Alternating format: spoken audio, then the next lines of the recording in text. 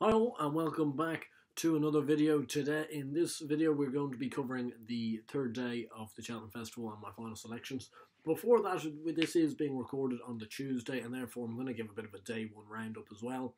I'm not one of these people that's going to lie and try and make up stuff to you.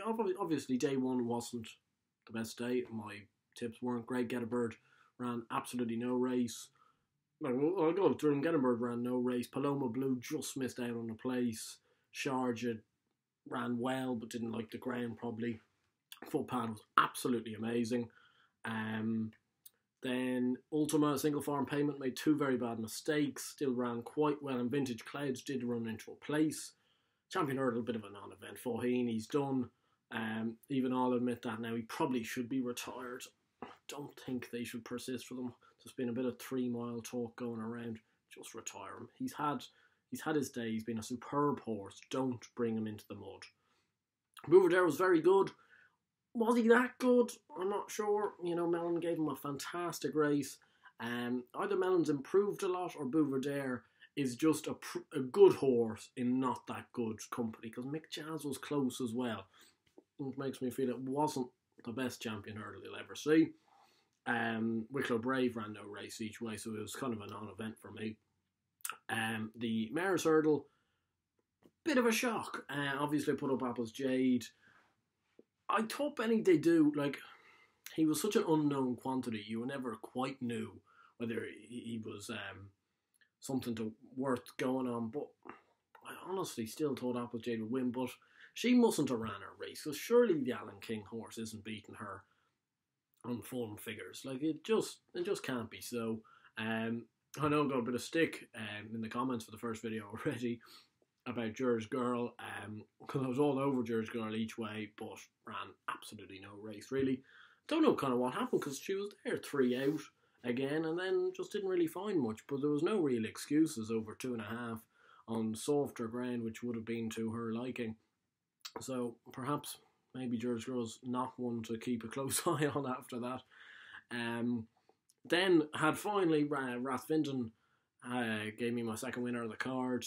He ran very well under a very good ride from Patrick Mullins, siding his way to the field. Unfortunately, Mossback fell, and unfortunately Mossback has had to be put down after that fall, which is a big shame. I was a big fan of him.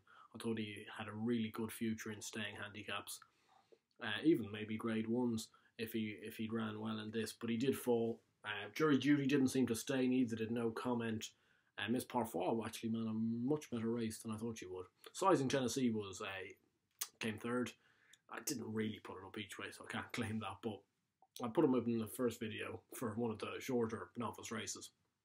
And, the Close Brothers. Mark Walsh toured the whole of England on his ride on any second. Now, he probably wouldn't have been good enough because he was beaten a long way, to be fair.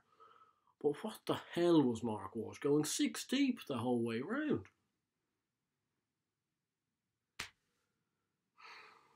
Anyway, it's done now. I can't remember who I put up each way in that race. It didn't come in, anyway, because I didn't have the winner, second or third. So, trying to think. Oh, Tycoon Prince, he made an earth-shattering mistake, or in 4 out, and was pulled up pretty quickly afterwards. So not my best day. I'll take that on the chin. You know, lads, like, it's just my opinion, obviously. I'm not the world's best punter. I'm not the world's worst punter either. But these are just my opinions. Anyway, we can move on to day 3, and the JLT Novices Chase. And I did put up initially Alboom photo, but unfortunately they haven't answered my call, and they are running him in the RSA rather than this, which is a shame, because I think he would have won this. And because of that, I know I really didn't think so a couple of weeks ago, but I'm beginning to land on invitation only. Like, we've obviously seen today, Willie Mullins has had 3 winners, and my reasoning more is kind of the connections, because Mullins, Walsh and the Wileys have won the last 2 renewals of this, with like Black Hercules has had an interrupted kind of pass since that race, but that wasn't the best JLT you'll ever see, and York Hill promised so much but has been absolutely terrible. He was again terrible, as I kind of expected he would be in the champion. Should have been running in the Ryanair, but with the way he's running at the moment, you kind of couldn't tip him for a seller, let alone a Chase. But invitation only at 5-2 here. Ran a very good race behind Album Photo and Monolith, so he's kind of the next best. I do like both of them as horses. So it would be invitation only at 5-2 here. But I'm actually growing and growing in confidence with Finian's Oscar here at 7-1. I think in the previous video he's either 10-1 or 12-1. And I was really a bit dubious about putting him up. But now you look at the race, and you're kind of going, this isn't that good a race. And he'd only need to really reverse the form with Benatar, which I think he could do, considering he's rallying all the way, having jumped poorly. It's just the jumping for Finian's Oscar. If Finian's Oscar is like York Hill last year, and somehow manages to get to the festival and put in a clean round of jumps, Finian's Oscar will win the JLT. But invitation only is a more solid prospect for me, so it would be him at 5-2, and Finian's Oscar at 7-1, perhaps to be placed.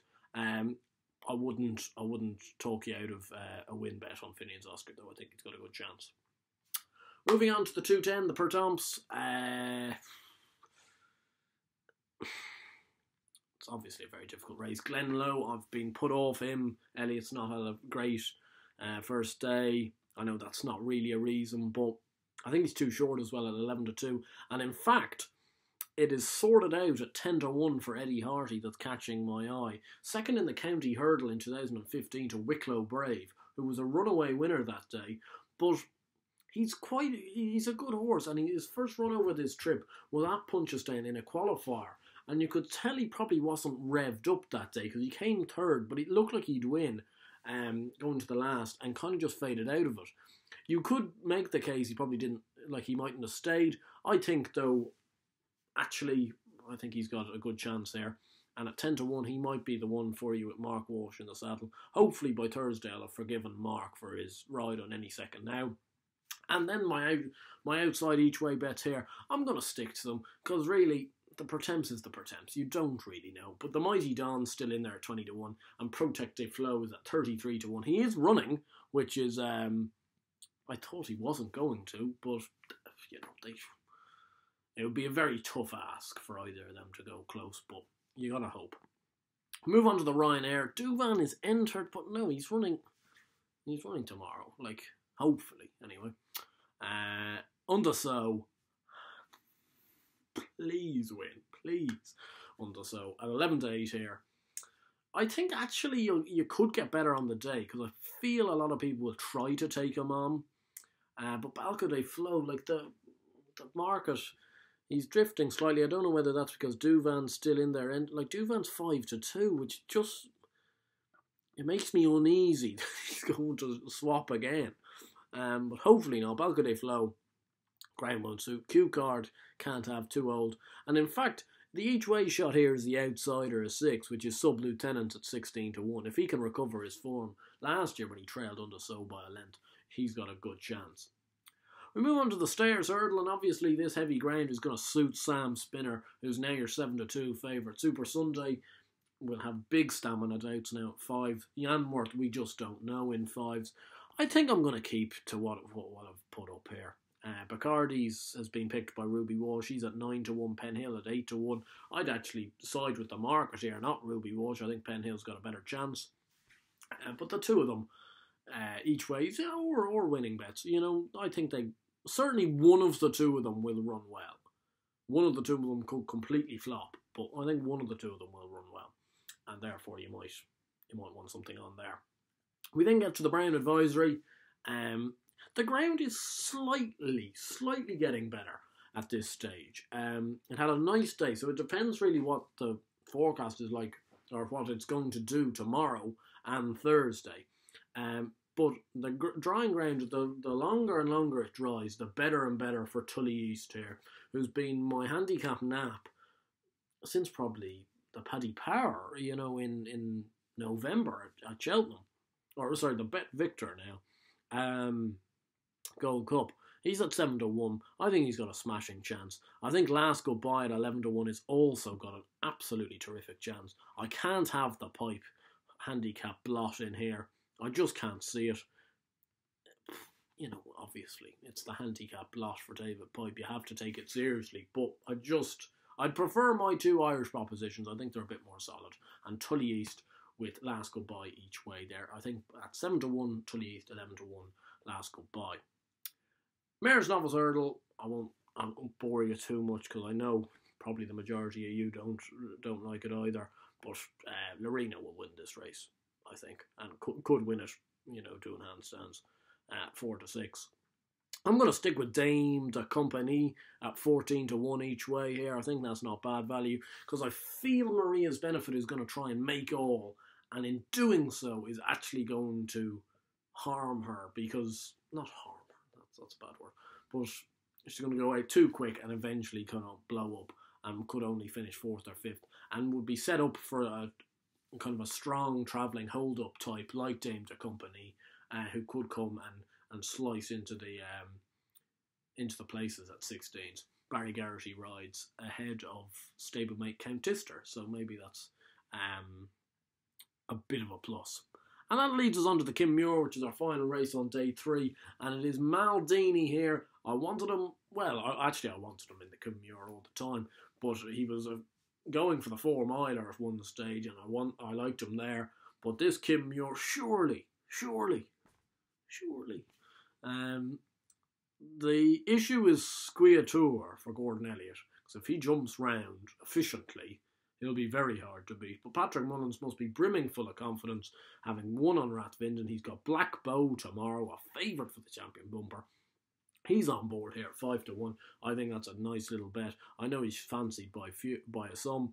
And I'm still sticking, he's now at 10-1. I think he was 12-1 the last time I said it. But Sugar Baron here each way for Nicky Henderson. Katie Walsh in the saddle, also a fantastic jockey for these amateur races. He could run a nice race. He always tends to hit a flat spot just at the wrong time. But you know the hill and the staying trip will suit even. He's a big stayer, and hopefully he can stay on into a place or go and nab somebody for a win. But hopefully it would be Maldini to lead in Sugar Baron.